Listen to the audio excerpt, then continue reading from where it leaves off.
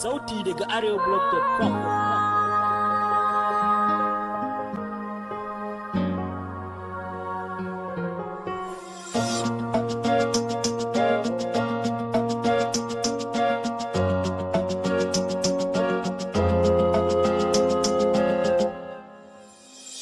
Dani da ke Allah ya haɗa wasa raba soyayya ita ce tsakanin.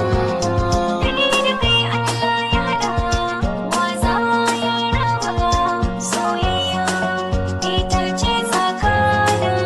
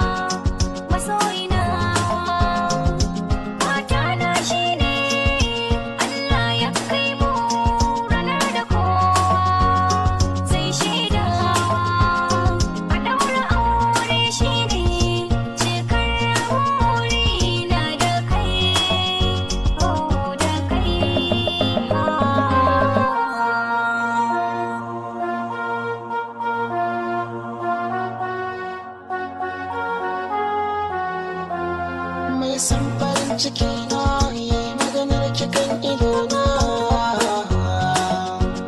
zan gode sosai. Mai san bakin ciki na ya kushe cikin idona, zan dokai sosai. Arziki na ke ce, dole ne zan nace.